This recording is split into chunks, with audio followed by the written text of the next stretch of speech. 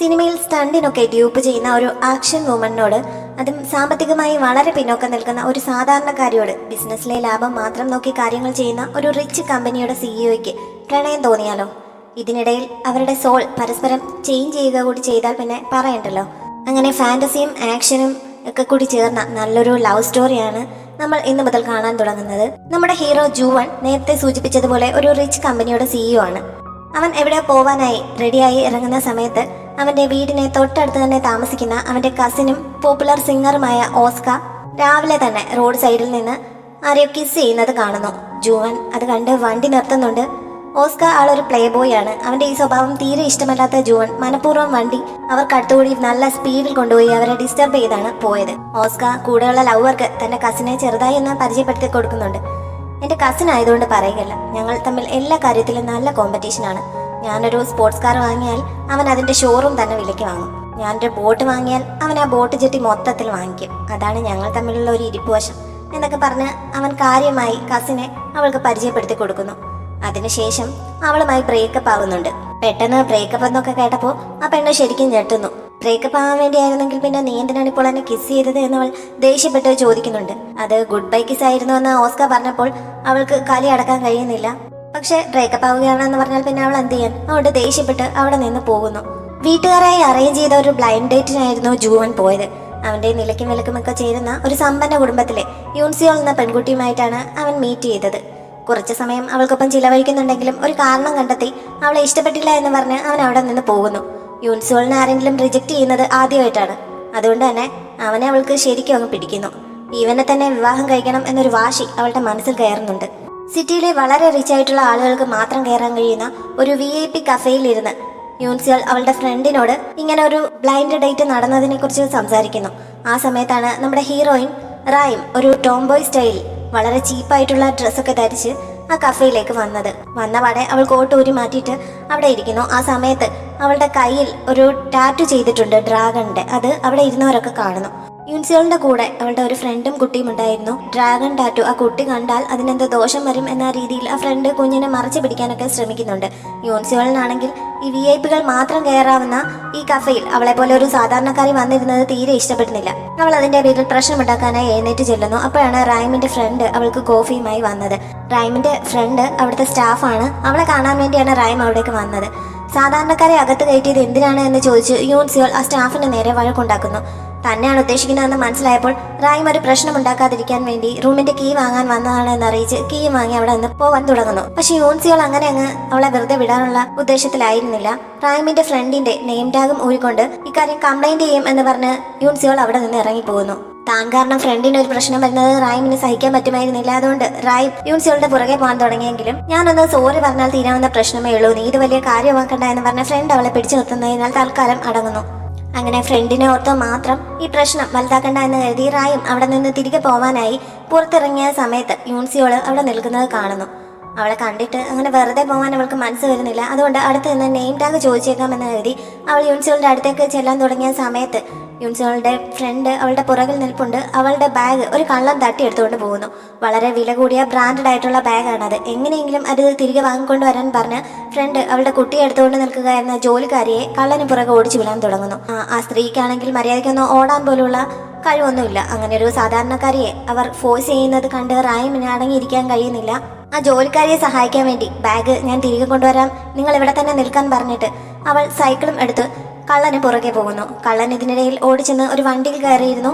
വണ്ടിക്ക് പുറകെയാണ് ഇപ്പോൾ റായം ഫോളോ ചെയ്യാൻ തുടങ്ങുന്നത്. സിനിമയിൽ സ്റ്റണ്ട് ഡ്യൂപ്പായ അവൾക്ക് ഇങ്ങനെയുള്ള സീനൊക്കെ വളരെ സിമ്പിൾ ആണ്. അതുകൊണ്ട് തന്നെ അവൾ കള്ളന്മാരെ ഫോളോ ചെയ്ത് അവരുടെ വണ്ടിക്ക് മുന്നിലെത്തി നല്ലൊരു ഫൈറ്റ് നടത്തി ബാഗ് തിരികെ വാങ്ങി ബാഗുമായി തിരികെ യൂൻസിയോളിന്റെ അടുത്തെത്തുന്നു.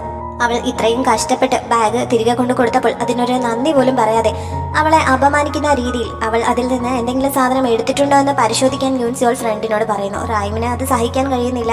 അവളുടെ ഫ്രണ്ടിന്റെ ബാഗ് തിരികെ കൊണ്ട് കൊടുത്തതിന് പകരമായി തന്റെ ഫ്രണ്ടിന്റെ നെയിം ടാഗ് തിരികെ തരാൻ അവൾ ആവശ്യപ്പെടുന്നു. പക്ഷെ അത് വേസ്റ്റ് ബിന്നിൽ കളഞ്ഞു എന്നാണ് യൂൻസിയോൾ പറഞ്ഞത്.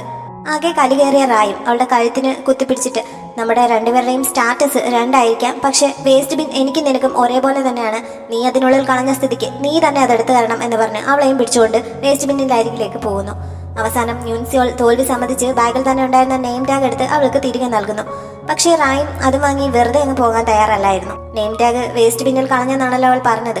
അതുകൊണ്ട് അവളുടെ ഫ്രണ്ടിന്റെ കയ്യിലിരുന്ന വേസ്റ്റ് വാങ്ങി അവളുടെ ബാഗിലിട്ട് ദേ പിടിച്ചോ നിന്റെ വേസ്റ്റ് ബിൻ എന്ന് പറഞ്ഞ് അവളെ അപമാനിച്ചിട്ടാണ് റായിം അവിടെ നിന്ന് പോയത്.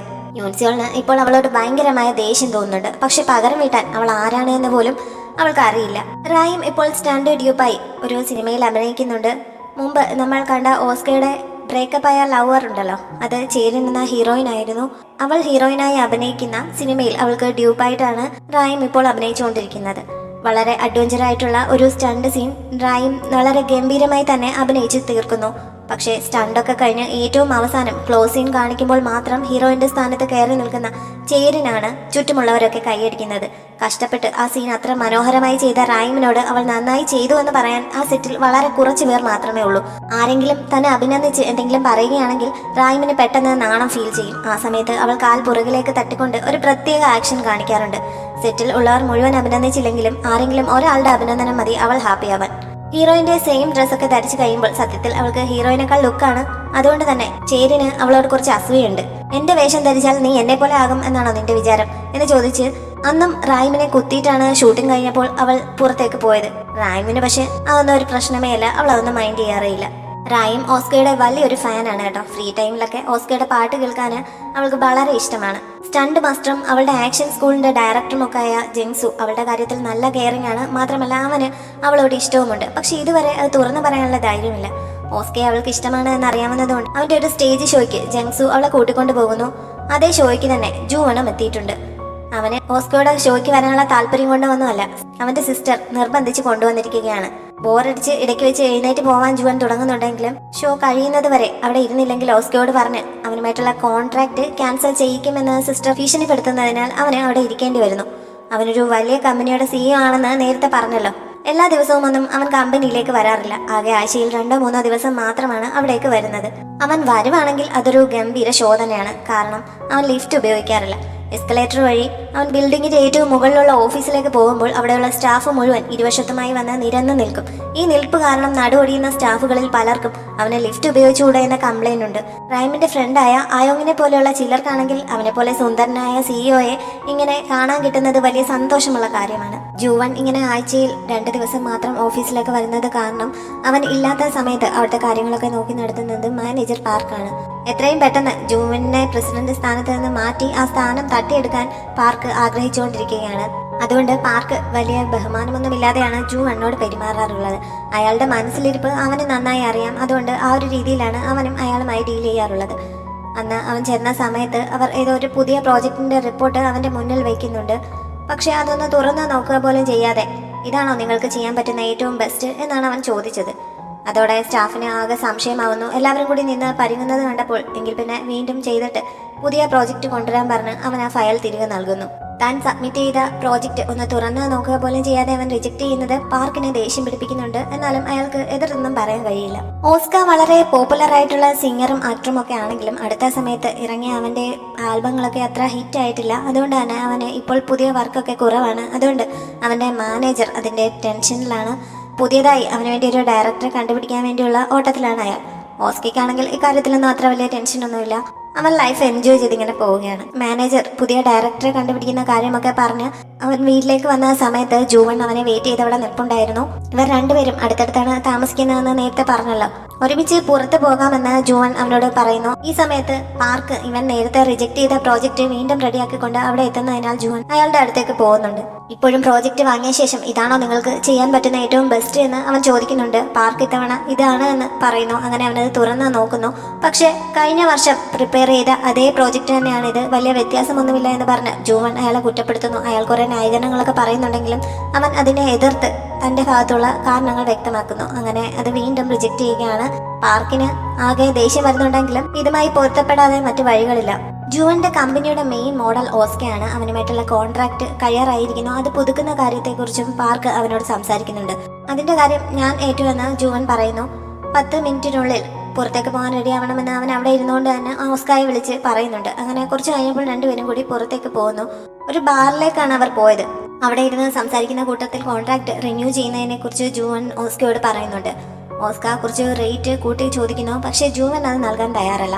ഓസ്കയുടെ കരിയർ ഇപ്പോൾ കുറച്ച് മോശമായിട്ടാണ് പോകുന്നതെന്ന് ജൂവൻ അറിയാം. അതുകൊണ്ട് ഈ ഒരു കോൺട്രാക്ട് പുതുക്കിയില്ലെങ്കിൽ അവന് മോശം രീതിയിൽ റിട്ടയർ ചെയ്യേണ്ടി വരും. ഇതിന് സമ്മതിക്കുകയാണെങ്കിൽ നല്ല രീതിയിൽ തന്നെ ഇൻഡസ്ട്രി വിട്ടു പോകാം എന്നൊക്കെ പറഞ്ഞ് ജൂവൻ അവനോട് വളരെ മോശമായിട്ടാണ് സംസാരിച്ചുകൊണ്ടിരിക്കുന്നത്. ഓസ്കി ആണെങ്കിൽ അവൻ പറയുന്ന റേറ്റിന് കോൺട്രാക്ട് പുതുക്കാൻ തയ്യാറാവുന്നുമില്ല.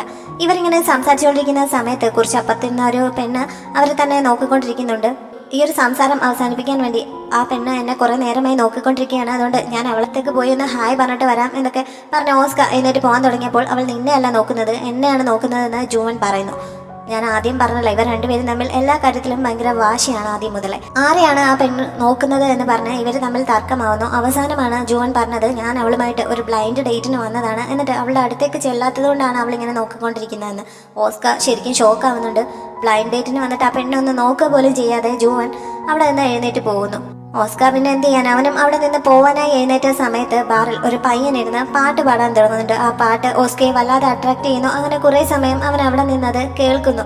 ഈ സമയത്ത് ചേരൻ അവന്റെ ഫോണിലേക്ക് വിളിക്കുന്നുണ്ട്. പക്ഷെ അവൻ ഫോൺ അറ്റൻഡ് ചെയ്യാതെ സിം ഊരിയെടുക്കുന്നു. എന്നിട്ട് ആ പയ്യന്റെ പാട്ടും ശ്രദ്ധിച്ച് അവിടെ തന്നെ നിൽക്കുന്നു. ചേരൻ ഷൂട്ടിംഗ് സൈറ്റിൽ നിന്നുകൊണ്ടാണ് അവനെ വിളിച്ചത്. അവൻ ഫോൺ അറ്റൻഡ് ചെയ്യാത്തത് അവളെ വല്ലാതെ ദേഷ്യം പിടിപ്പിക്കുന്നു. അത് കാരണം അവളൊരു വോയിസ് മെസ്സേജ് അവൻ അയക്കുന്നുണ്ട്. അവൾ ഇങ്ങനെ ഫോണിൽ സംസാരിക്കുന്ന സമയത്ത് റായും അവളുടെ അടുത്ത് തന്നെ നിന്ന് ഇതെല്ലാം കേൾക്കുന്നുണ്ട്. പക്ഷെ അവൾ അവിടെ ഉള്ളത് ശ്രദ്ധിക്കാതെയാണ് ചേരൻ സംസാരിക്കുന്നത്. ഇന്ന് ആ ഷൂട്ടിംഗ് സൈറ്റിൽ ഒരുപാട് മാധ്യമ പ്രവർത്തകരൊക്കെ വരുന്നുണ്ട്. നീ എൻ്റെ ഫോൺ അറ്റൻഡ് ചെയ്തില്ല, എന്നോട് സംസാരിക്കുന്നില്ല എങ്കിൽ ഞാൻ അവരോട് നമ്മുടെ റിലേഷനെ പറ്റി പറയും, അങ്ങനെ നിന്നെ അപമാനിക്കും എന്നൊക്കെ പറഞ്ഞ ഒരു വോയിസ് മെസ്സേജ് ഇട്ട ശേഷം ചേരൻ ഫോൺ കട്ട് ചെയ്ത് കഴിയുമ്പോഴാണ് റായിമിനെ ശ്രദ്ധിക്കുന്നത്. നീ എന്തിനാണ് ഇവിടെ വന്നതെന്ന് എന്റെ സംസാരം കേട്ടതെന്ന് ചോദിച്ച് ചേരൻ അവളോട് ദേഷ്യപ്പെടുന്നു. അടുത്ത സ്റ്റണ്ട് സീൻ കുറച്ച് ബുദ്ധിമുട്ടാണ്, അത് പ്രാക്ടീസ് ചെയ്യിക്കാനായി ഡയറക്ടർ പറഞ്ഞു, അതിനുവേണ്ടി വിളിക്കാനാണ് ഞാൻ വന്ന് നിൽക്കുന്നത് എന്ന് റായും പറയുന്നുണ്ട്. ചേരന് ശരിക്കും ദേഷ്യം വരുന്നുണ്ടെങ്കിലും അവൾക്കൊപ്പം പ്രാക്ടീസ് ചെയ്യാൻ ചെല്ലുന്നു. ചേരന്റെ ഡ്യൂപ്പായിട്ടാണല്ലോ റായും അഭിനയിക്കുന്നത്, അതുകൊണ്ട് രണ്ടുപേരും ഒരേ ഡ്രസ്സ് തന്നെയാണ് ധരിച്ചിരിക്കുന്നത്. ചേരനാണെങ്കിൽ ഒട്ടും താല്പര്യമില്ലാത്തതുപോലെയാണ് പ്രാക്ടീസിന് നിൽക്കുന്നത്. ഇതിങ്ങനെ ചെയ്താൽ ശരിയാവില്ല, നന്നായി ചെയ്തില്ലെങ്കിൽ പരിക്ക് പറ്റും എന്നൊക്കെ പറഞ്ഞിട്ട് റായ് വീണ്ടും പ്രാക്ടീസ് ചെയ്യാൻ തുടങ്ങുന്ന സമയത്ത് അബദ്ധത്തിൽ ചേരൻ താഴെ വീഴാൻ തുടങ്ങുന്നു. അവളെ വീഴാതെ താങ്ങി പിടിക്കുന്നതിനിടയിൽ റായിമും കൂടി അവൾക്കൊപ്പം നിലത്തേക്ക് വീഴുന്നുണ്ട്. അവിടെ അടുത്തിരിപ്പുണ്ടായിരുന്ന ഒരു മേശയുടെ പുറത്തേക്കാണ് ഇവർ വീണത്. അങ്ങനെ അതെല്ലാം കൂടി ഒടിഞ്ഞ് താഴേക്ക് വീഴുന്നു. വീഴ്ചയിൽ റായിമിന്റെ കയ്യിൽ അവിടെ ഉണ്ടായിരുന്ന ഒരു കുപ്പി കൊണ്ട് കയറി നല്ലൊരു മുറിവുണ്ടാവുന്നുണ്ട്. ചേരന്റെ വിരലിന്റെ അറ്റത്തും ചെറിയൊരു മുറിവുണ്ടാവുന്നു. ഈ ബഹളം കണ്ട് എല്ലാവരും കൂടി അവിടെ കൂടുന്നു. ചേരൻ ഹീറോയിൻ ആണല്ലോ, അതുകൊണ്ട് അവൾക്ക് പറ്റിയ പരിക്കിനെയാണ് എല്ലാവരും ശ്രദ്ധിക്കുന്നത്. റായിമാണെങ്കിൽ തന്റെ മുറിവാരും കാണാതിരിക്കാൻ വേണ്ടി പെട്ടെന്ന് കോട്ടെടുത്ത് ധരിക്കുകയും ചെയ്യുന്നു.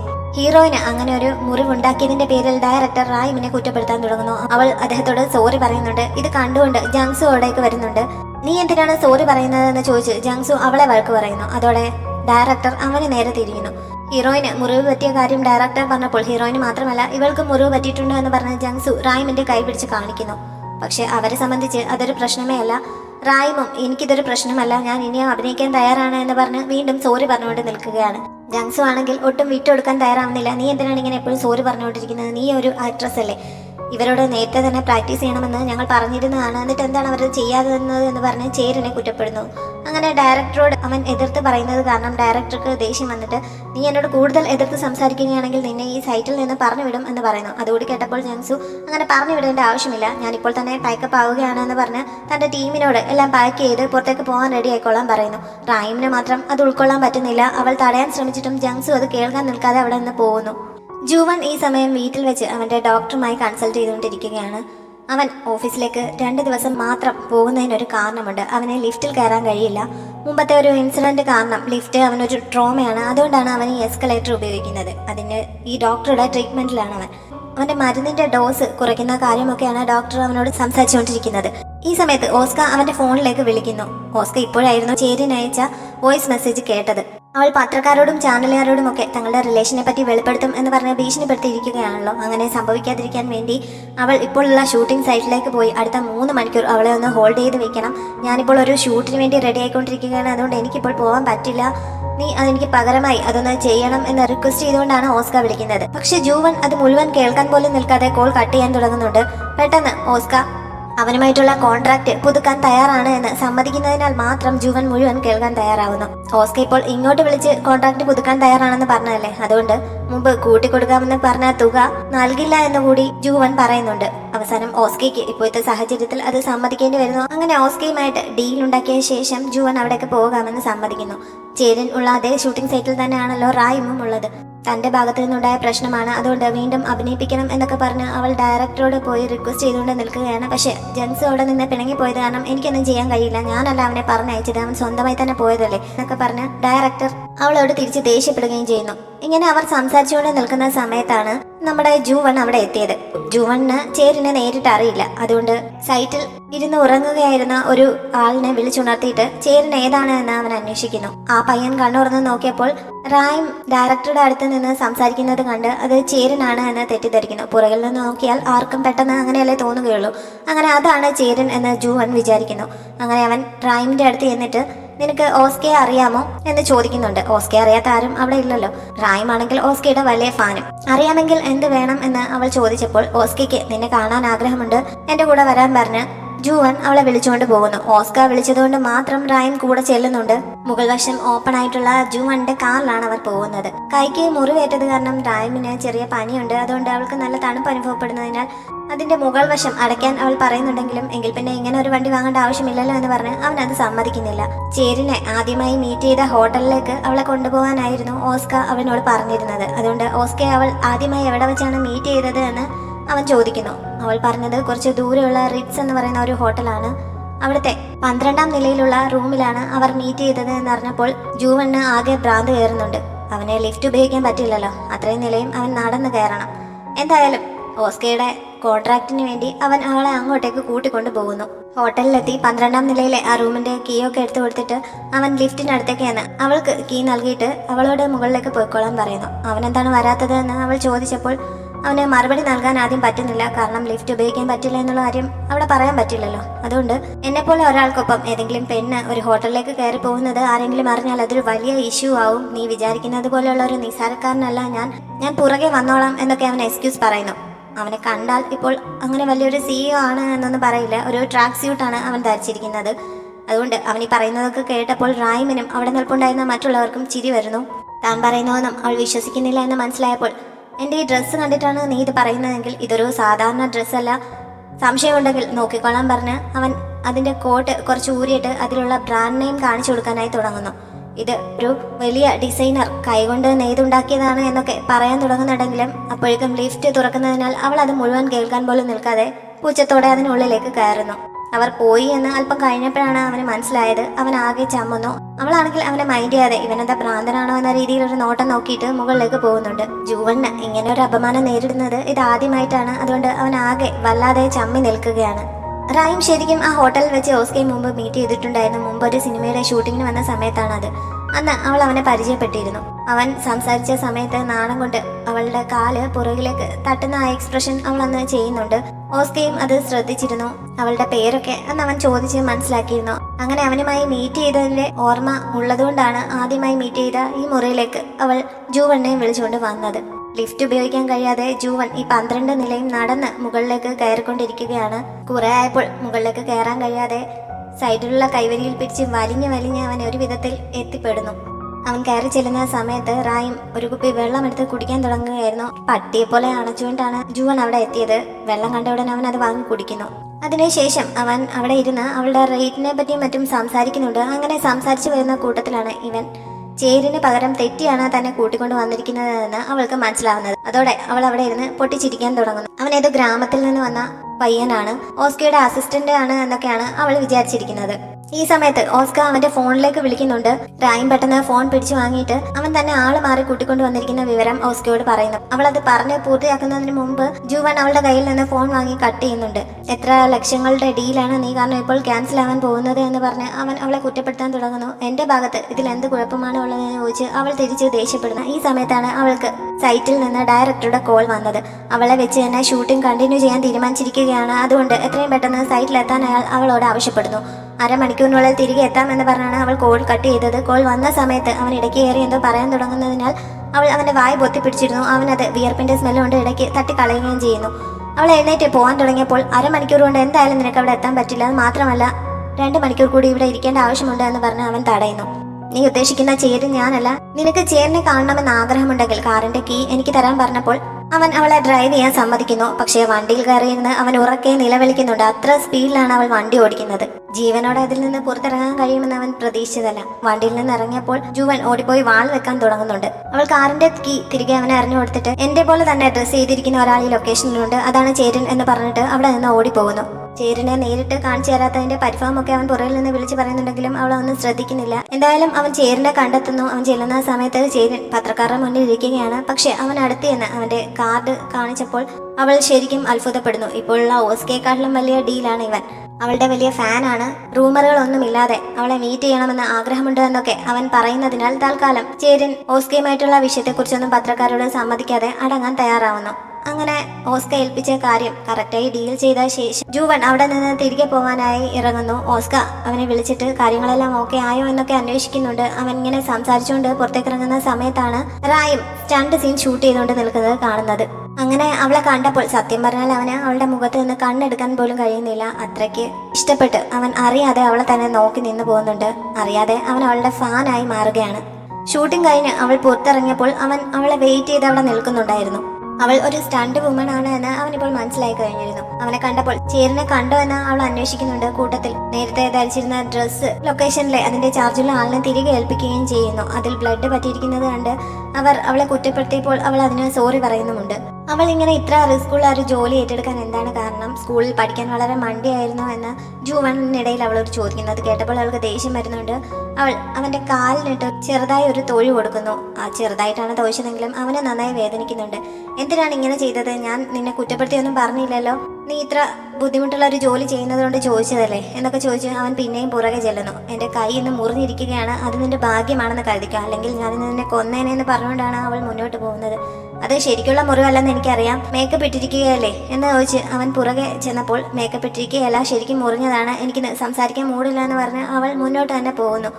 ആദ്യം അവൾ പറയുന്നത് അവൻ വിശ്വസിക്കുന്നില്ല. പക്ഷെ അവൾ പോകുന്ന വഴിയിലൊക്കെ ബ്ലഡ് ഒഴുകി വീഴുന്നത് അവൻ അപ്പോഴാണ് ശ്രദ്ധിക്കുന്നത്. അങ്ങനെയാണ് അത് ശരിക്കുള്ള മുറിവാണ് എന്ന് അവന് മനസ്സിലാവുന്നത്. അത്രയൊക്കെ സംഭവിച്ചിട്ടും ഒന്നും സംഭവിക്കാത്ത മട്ടിൽ അവൾ മുന്നോട്ട് പോകുന്നത് കണ്ട് അന്തം വിട്ട് അവൻ ഓടിച്ചെന്ന് അവളെ പിടിച്ചു നിർത്തിയിട്ട് അവളുടെ കോട്ട് കുറച്ച് താഴെ കൂരി അവളുടെ കയ്യിലെ മുറിവ് പരിശോധിക്കുന്നു. അവനിങ്ങനെ അധിക സ്വാതന്ത്ര്യം കാണിക്കുന്നത് കണ്ട് അവൾ അന്തം വിട്ടു പോകുന്നു. വേറെ ആരെയും കാണിക്കാതെ പ്രശ്നമുണ്ടാക്കാതെ എന്നൊക്കെ പറഞ്ഞ് അവൾ തടയാൻ നോക്കിയിട്ടൊന്നും അവൻ നിർത്തുന്നില്ല. അവളുടെ ശരീരത്തിൽ തൊട്ടപ്പോൾ നല്ല ചൂടുണ്ടോ എന്ന് മനസ്സിലാക്കി അവൻ അതൊന്നുകൂടി പരിശോധിക്കുന്നു.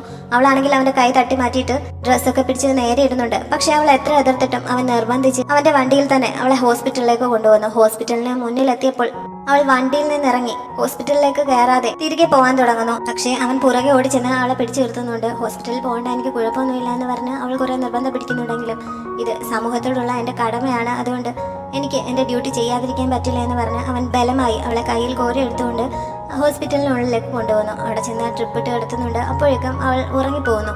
ജുവൻ അവളുടെ കൂട്ടിനായി അവിടെ തന്നെ ഇരിപ്പുണ്ട്. ഈ സമയത്ത് ഓസ്ക അവന്റെ ഫോണിലേക്ക് വിളിക്കുന്നുണ്ടെങ്കിലും തിരികെ വിളിക്കാം, ഹോസ്പിറ്റലിലാണ് എന്ന് പറഞ്ഞ് അവൻ കട്ട് ചെയ്യുന്നു. ഉറക്കത്തിൽ എന്തോ സ്വപ്നം കണ്ടതുപോലെ അവൾ നെറ്റി ചുളിക്കുന്നത് കണ്ട് അവൻ കൈകൊണ്ട് അത് പിടിച്ച് നേരെ വയ്ക്കാൻ ശ്രമിക്കുന്നു. പിന്നെ അവിടെ ഇരിക്കുന്ന സമയത്താണ് അവൻ വിളിച്ചതനുസരിച്ച് അവന്റെ ഡോക്ടർ അവിടെ എത്തിയത്. ഇത് നിന്റെ ഗേൾഫ്രണ്ട് ആണോ എന്ന് ചോദിച്ചുകൊണ്ടാണ് ഡോക്ടർ വന്നത്. എന്റെ ഗേൾഫ്രണ്ട് ഒന്നും അല്ല, ഞാൻ ഇന്നാണ് ഇവളെ പരിചയപ്പെട്ടതെന്ന് അവൻ പറഞ്ഞപ്പോൾ, ഇന്ന് പരിചയപ്പെട്ട ഒരാൾക്ക് വേണ്ടിയിട്ടാണോ എന്റെ വിലപിടിപ്പുള്ള വീക്കെൻഡ് നീ നഷ്ടപ്പെടുത്തിയത്? ഞാൻ നല്ലൊരു പാർട്ടിയിൽ നിൽക്കുകയായിരുന്നു, ഇത്ര അത്യാവശ്യമായി സൈക്കാട്രിസ്റ്റായി എന്നെ നീ ഇവിടേക്ക് എന്തിനാണ് വിളിച്ചു വരുത്തിയത്? ഇതിന് പകരം ചെയ്തേ പറ്റൂ എന്നൊക്കെ ഡോക്ടർ പറയുന്നുണ്ട്. ഈ സമയത്ത് അവിടെ ഇരിപ്പുണ്ടായിരുന്ന അവളുടെ ഫോൺ ബെല്ലടിക്കുന്നു. അങ്ങനെ അവൻ അത് അറ്റൻഡ് ചെയ്യുന്നു. വിളിച്ചത് ജങ്സു ആയിരുന്നു. പരിചയമില്ലാത്ത ഒരാളുടെ ശബ്ദം കേട്ടിട്ട് ഇത് റായിമിന്റെ ഫോണല്ലേ എന്ന് ജങ്സു ചോദിക്കുന്നുണ്ട്. അങ്ങനെ അവളുടെ പേര് അവന് മനസ്സിലാവുന്നു. അവൻ ചോദിച്ചതിന് മറുപടി നൽകാതെ ഇവളുടെ പേര് റായിം എന്നാണോ, എത്ര വയസ്സുണ്ട്, കണ്ടിട്ട് കുറച്ച് പ്രായം തോന്നുന്നുണ്ടല്ലോ എന്നൊക്കെ തിരിച്ച് ചോദിച്ചുകൊണ്ടിരിക്കുകയാണ്. ജങ്സുവിനാണെങ്കിൽ ഇത് കേട്ടിട്ട് ദേഷ്യം വരുന്നു. അവനും നീ ആരാണ് എന്നൊക്കെ ചോദിച്ച് ഇങ്ങോട്ട് ദേഷ്യം പെടുന്നു. അവസാനം ഡോക്ടർ ഫോൺ വാങ്ങിയിട്ട് കുറച്ച് മാറി നിന്ന് ജങ്സുവിനോട് സംസാരിക്കുന്നുണ്ട്. ഈ സമയത്താണ് റായിമിന്റെ കാലിൽ കിടക്കുന്ന സോക്സ് ജുവൻ കണ്ടത്. ഓസ്കയുടെ പടമുള്ള സോക്സ് ആണ് അത് എന്ന് കണ്ടപ്പോൾ അവന് അസൂയ സഹിക്കുന്നില്ല. അവനത് ഊരി വേസ്റ്റ് ബിന്നിൽ കളയുന്നുണ്ട്. റായിം ഇതൊന്നും അറിയാതെ നല്ല ഉറക്കത്തിലാണ്. അവൾ ഹോസ്പിറ്റലിൽ അഡ്മിറ്റ് ആണ് എന്ന് അറിഞ്ഞതോടെ ജങ്സു വളരെ വെപ്രാളപ്പെട്ട് അങ്ങോട്ടേക്ക് വന്നുകൊണ്ടിരിക്കുകയാണ്. അവളുടെ സോക്സ് ഊരിയതുകൊണ്ട് ജുവൻ കൈ കഴുകാൻ പോയിട്ട് തിരികെ വന്നപ്പോൾ അവൾ ഉറക്കത്തിൽ കിടന്ന് ആരോടോ സോറി പറയുന്നത് കേൾക്കുന്നു. ഉറക്കത്തിൽ പോലും നീ ഇങ്ങനെ സോറി പറയുന്നത് എന്തിനാണ് എന്ന് ചോദിച്ച് അവൻ അടുത്തേക്ക് ചെന്നപ്പോഴേക്കും അവൾ ഞെട്ടി ഉണരുന്നുണ്ട്. പെട്ടെന്ന് തന്നെ അവൾ ചാടി എഴുന്നേൽക്കുകയും ചെയ്യുന്നു. പക്ഷെ അവൾക്ക് ഉറങ്ങാനുള്ള മരുന്ന് നൽകിയിരിക്കുകയാണ്. അതുകൊണ്ട് 1-2 മണിക്കൂർ കൂടി കിടക്കണം എന്ന് പറഞ്ഞ് അവൻ അവളോട് കിടക്കാൻ പറയുന്നു. ആ സമയത്ത് ജങ്സു അവിടേക്ക് വരുന്നുണ്ട്. അവളെ കണ്ടപ്പോൾ തന്നെ നിനക്ക് ഇത്ര പ്രശ്നമുണ്ടായിരുന്നെങ്കിൽ നിനക്കത് പറഞ്ഞുകൂടായിരുന്നു, ഇങ്ങനെ നിസ്സാരമാക്കി കളയുന്നവരാണ് പിന്നീട് അംഗവൈകല്യമൊക്കെ സംഭവിച്ച് ഇപ്പോൾ ഒരു മൂലയ്ക്ക് മാറിയിരിക്കുന്നത് എന്നൊക്കെ പറഞ്ഞ് അവൻ അവളെ വഴക്ക് പറഞ്ഞുകൊണ്ടാണ് അങ്ങോട്ടേക്ക് വന്നത്. പറയാതിരുന്നതിന് അവൾ സോറി പറയുന്നു. അത്ര വലിയ കുഴപ്പമൊന്നും ഇല്ലായിരുന്നുവെന്നും അവൾ പറയുന്നുണ്ട്. ഇങ്ങനെയാണെങ്കിൽ ഇനി ഈ ഫീൽഡിൽ നീ തുടരണ്ട, ഇവിടെ നിന്ന് പോകുന്നതാണ് നല്ലത്. നീ എന്തിനാണ് ഡയറക്ടറുടെ അടുത്തേക്ക് പിന്നെയും തിരികെ പോയത്? നിനക്ക് അഭിമാനമില്ല എന്നൊക്കെ ചോദിച്ച് അവൻ അവളെ പിന്നെയും വഴക്ക് പറഞ്ഞുകൊണ്ടിരിക്കുകയാണ്. അവൾ സോറി പറയുകയും ചെയ്യുന്നു. ജുവണ്ണ ഇത് കണ്ടിട്ട് സഹിക്കുന്നില്ല. നീ എന്തിനാണ് ഇങ്ങനെ എല്ലാവരോടും എപ്പോഴും സോറി പറഞ്ഞുകൊണ്ടിരിക്കുന്നത് എന്ന് പറഞ്ഞ് അവൻ അവളെ കുറ്റപ്പെടുത്തുന്നു. അത് മാത്രമല്ല, താൻ എന്തിനാണ് ഇവളെ ഇങ്ങനെ വഴക്ക് പറയുന്നതെന്ന് ചോദിച്ച് ജങ്സുവിനോടും ദേഷ്യപ്പെടുന്നു. നീയാണോ ഫോൺ വിളിച്ചതെന്ന് ചോദിച്ച് ജങ്സു അവന്റെ നേർക്ക് തിരിയുന്നുണ്ട്. ഉടനെ താനായിരുന്നു ഇങ്ങോട്ട് വിളിച്ചതെന്ന് ചോദിച്ച് അവനും തിരിച്ച് നിൽക്കുന്നു. രണ്ടുപേരും കൂടി വഴക്കാവണ്ടെന്ന് കരുതി റായും എന്തോ പറയാൻ തുടങ്ങിയപ്പോഴത്തേക്കും അവൾ ഒരു സൈഡിലേക്ക് വീഴാൻ തുടങ്ങുന്നു. ജുവൻ പെട്ടെന്ന് അവളെ താങ്ങി പിടിക്കുന്നുണ്ട്. ജങ്സുവിന് അത് ഇഷ്ടപ്പെടുന്നില്ല. റായും പെട്ടെന്ന് അവനെ തള്ളി മാറ്റിയിട്ട്, ഇത് ഓസ്കയുടെ ഹെൽപ്പറാണ്, ഇവനെ അത്ര മൈൻഡ് ചെയ്യേണ്ട കാര്യമില്ല, ഇവൻ ഇവിടെ അത്ര പരിചയമില്ലെന്ന് തോന്നുന്നു എന്നൊക്കെ പറയുന്നുണ്ട്. അവൾ തന്നെ ഇങ്ങനെ തീരെ കൊച്ചാക്കുന്നതായിട്ട്, ഞാൻ ആരാണെന്ന് നിനക്കറിയാതെയാണ് നീ ഇങ്ങനെ സംസാരിക്കുന്നത്, ഞാൻ ആരെന്ന് അറിയുമ്പോൾ നീ ശരിക്കും ഷോക്കാവും എന്നൊക്കെ പറയുന്നുണ്ടെങ്കിൽ രണ്ടുപേരും അത് മൈൻഡ് ചെയ്യുന്നില്ല. എനിക്കിപ്പോൾ കുഴപ്പമൊന്നുമില്ല, വീട്ടിൽ പോകാമെന്ന് പറഞ്ഞ് റായും ബെഡിൽ നിന്ന് എഴുന്നേൽക്കുന്നു. പക്ഷെ അപ്പോഴും അവൾ വീഴാൻ തുടങ്ങുന്നുണ്ട്. ആ സമയത്തും ജുവനാണ് അവളെ താങ്ങി പിടിച്ചത്. ജങ്സു ദേഷ്യം സഹിക്കാതെ അവനെ തള്ളി ഒരു സൈഡിലേക്ക് ഇട്ടിട്ട് അവളെയും കയ്യിൽ കോരിയെടുത്തുകൊണ്ട് പുറത്തേക്ക് പോകുന്നു. നേരത്തെ ജുവൻ അവളെ അകത്തേക്ക് കൊണ്ടുവന്നത് പോലെയാണ് ഇപ്പോൾ ജങ്സു അവളെ പുറത്തേക്ക് കൊണ്ടുവന്നത്. ഇങ്ങനെ പോകുന്നത് ഇവൾക്കൊരു ശീലമാണെന്ന് തോന്നുന്നുവെന്ന് കുറച്ച് അസൂയയോടെ ജുവൻ അവിടെ ഇരുന്ന് പറയുന്നുണ്ട്. അവൻ തിരികെ പോകാനായി പുറത്തേക്ക് ഇറങ്ങി ചെന്ന സമയത്ത് ജങ്സുവും റായിമും കൂടി പുറത്തു നിന്ന് സംസാരിക്കുന്നത് കാണുന്നു. ജങ്സു അവളെ വീട്ടിൽ കൊണ്ടുവിടാനായി വിളിക്കുന്നുണ്ട്. അവൾ പക്ഷെ അവന്റെ കാറിൽ കയറാൻ തയ്യാറാവുന്നില്ല. തനിച്ച് പോയിക്കൊള്ളാം എന്ന് പറഞ്ഞ് നിൽക്കുകയാണ്. അവസാനം ജങ്സുവിന് അത് സമ്മതിച്ച് അവിടെ നിന്ന് പോകേണ്ടി വരുന്നു. അവളോട് ടാക്സി വിളിച്ച് പോകണം എന്ന് പറഞ്ഞിട്ടാണ് അവൻ പോയത്. പക്ഷെ അവൻ പോയി കഴിഞ്ഞപ്പോൾ ടാക്സിയൊന്നും വിളിക്കാൻ നിൽക്കാതെ റായും മുന്നോട്ട് നടക്കുകയാണ് ചെയ്തത്. ജുവൻ പിന്നെ അവളുടെ പുറകെ പോകാതെ അവന്റെ വണ്ടി പാർക്ക് ചെയ്തിരിക്കുന്നിടത്തേക്ക് പോകുന്നുണ്ട്. പക്ഷെ അവൻ വണ്ടിയും എടുത്ത് റോഡിലൂടെ പോകുന്ന സമയത്ത് ഇവൾ റോഡ് സൈഡിലൂടെ ഇങ്ങനെ നടന്നു പോകുന്നത് കണ്ട് അവോയ്ഡ് ചെയ്ത് പോകാൻ പറ്റുന്നില്ല. അങ്ങനെ അവൻ കുറച്ച് മുന്നോട്ട് പോയി വണ്ടി നിർത്തിയിട്ട് ഇറങ്ങി അവളുടെ അടുത്തേക്ക് ചെല്ലുന്നു. നിന്നോട് ടാക്സി വിളിച്ച് പോകാൻ പറഞ്ഞിട്ട് നീ എന്താണ് നടന്നു പോകുന്നത്? ടാക്സി വിളിക്കാനുള്ള കാശില്ല എന്നൊക്കെ അവൻ ചോദിക്കുന്നുണ്ട്. ഞാൻ എങ്ങനെ പോയാലും നിനക്കെന്താണ്? ഞാൻ നടന്നു പോകുന്നതിന് നിനക്ക് വല്ല പ്രശ്നവുമുണ്ടോ എന്നൊക്കെ ചോദിച്ചു അവൾ എതിർത്ത് നിൽക്കുകയാണ്. അവനാണെങ്കിൽ അത്ര സുഖമില്ലാതിരിക്കുന്ന അവളെ അങ്ങനെ വിടാൻ മനസ്സ് വരുന്നില്ല. അതുകൊണ്ട് അവളോട് തൻ്റെ കൂടെ വണ്ടിയിൽ വരാൻ ആവശ്യപ്പെടുന്നുണ്ട്. പക്ഷെ അവൾ അതിന് തയ്യാറാവുന്നില്ല. അങ്ങനെ രണ്ടുപേരും തമ്മിൽ തർക്കിച്ചുകൊണ്ട് നിൽക്കുന്ന സമയത്ത് അവനെ അന്വേഷിച്ച് ഓസ്ക അവിടെ എത്തുന്നു. വണ്ടിയിൽ നിന്ന് ഇറങ്ങിയ ഓസ്ക അടുത്തേക്ക് വരുന്നത് കണ്ടപ്പോൾ തന്നെ റായും ആകെ എക്സൈറ്റഡ് ആവുന്നുണ്ട്. അവൾ അവൻ്റെ വലിയൊരു ഫാനാണല്ലോ. ഓസ്ക ആദ്യം കൂടെ നിൽക്കുന്ന അവളെ ശ്രദ്ധിക്കാതെ ജുവന്റെ അടുത്തേക്ക് വേഗം ചെന്നിട്ട്, നീ ഇത്രയും സമയം എവിടെയായിരുന്നു? ഞാൻ എത്ര നേരമായി നിന്നെ കോൺടാക്ട് ചെയ്യാൻ ശ്രമിക്കുകയാണ് എന്നൊക്കെ പറഞ്ഞ് അവനോട് സംസാരിക്കുകയാണ്. റായിമിനെ കുറിച്ച് കഴിഞ്ഞാണ് അവൻ ശ്രദ്ധിക്കുന്നത്. ഓസ്കയ്ക്ക് ഇങ്ങനെ ആളുകളോട് ഇടപെടുന്ന കാര്യത്തിലൊക്കെ നല്ല മിടുക്കുള്ള കൂട്ടത്തിലാണ്. അതുകൊണ്ട് അവളെ കണ്ടപ്പോൾ അവൻ മാന്യമായ രീതിയിൽ പെരുമാറുന്നു. ആദ്യം അവളെ അവന് മനസ്സിലാവുന്നില്ല. അവളാണെങ്കിൽ വളരെ എക്സൈറ്റഡ് ആയിട്ട് അവനെ തന്നെ നോക്കി നിൽക്കുകയാണ്. അങ്ങനെ നോക്കി നിൽക്കുന്നത് കണ്ടപ്പോൾ മുമ്പ് അവളെ കണ്ട ഒരു ഓർമ്മ ഓസ്കയ്ക്ക് വരുന്നു. അങ്ങനെ നമ്മൾ തമ്മിൽ മുമ്പ് കണ്ടിട്ടുണ്ടല്ലോ എന്ന് അവൻ ചോദിക്കുന്നു. ഓസ്കയ്ക്ക് പരിചയമുള്ള പെൺകുട്ടികളൊക്കെ അത്ര ശരിയല്ലാത്ത കൂട്ടത്തിലാണെന്നാണ് ജുവന്റെ വിചാരം. അതുകൊണ്ട് നിങ്ങളും ആ രീതിയിൽ പരിചയപ്പെട്ടതാണോ എന്ന് ജുവൻ ചോദിക്കുന്നുണ്ട്.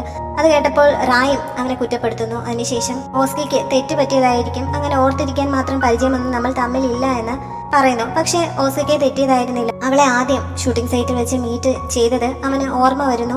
ഏത് സിനിമയുടെ ലൊക്കേഷനിൽ വെച്ചായിരുന്നു, ആരുടെ സ്റ്റണ്ട് ട്യൂബായിട്ടാണ് അവൾ അഭിനയിച്ചത് എന്നൊക്കെ അവൻ വളരെ കൃത്യമായി പറയുന്നു. അതിനുശേഷം അവളുടെ പേര് പോലും അവൻ കറക്റ്റായിട്ട് ഓർത്ത് പറയുന്നുണ്ട്. ഫാൻ ഗേളായ റായിമിനെ ഇതിൽ കൂടുതൽ എന്ത് വേണം? അവൾ ശരിക്കും നല്ല സന്തോഷത്തിലാവുന്നുണ്ട്. ജൂവണ് ഇത് കണ്ടിട്ട് കുറച്ച് അസൂയ വന്ന് നിൽക്കുകയാണ്. കാരണം ആദ്യമേ പറഞ്ഞല്ലോ, ഇവർ തമ്മിൽ എല്ലാ കാര്യത്തിലും നല്ലൊരു കോമ്പറ്റീഷൻ ആണ്. ഇനി റായിമിന്റെ കാര്യത്തിൽ ഇവർ തമ്മിൽ എന്തെങ്കിലും കോമ്പറ്റീഷൻ ആവുമോ എന്നൊക്കെ നമുക്ക് വരുന്ന എപ്പിസോഡിൽ കാണാം. വീഡിയോ നിങ്ങൾക്ക് ഇഷ്ടപ്പെട്ട് കാണും എന്ന് പ്രതീക്ഷിക്കുന്നു. ഡ്രാമയെക്കുറിച്ചുള്ള അഭിപ്രായങ്ങൾ കമന്റുകളിലൂടെ അറിയിക്കാൻ ശ്രമിക്കണം. ഇഷ്ടപ്പെട്ടാൽ ലൈക്ക് ചെയ്യാനും ഷെയർ ചെയ്യാനും നമ്മുടെ ചാനൽ സബ്സ്ക്രൈബ് ചെയ്യാനും മറക്കരുത്. Thanks for watching.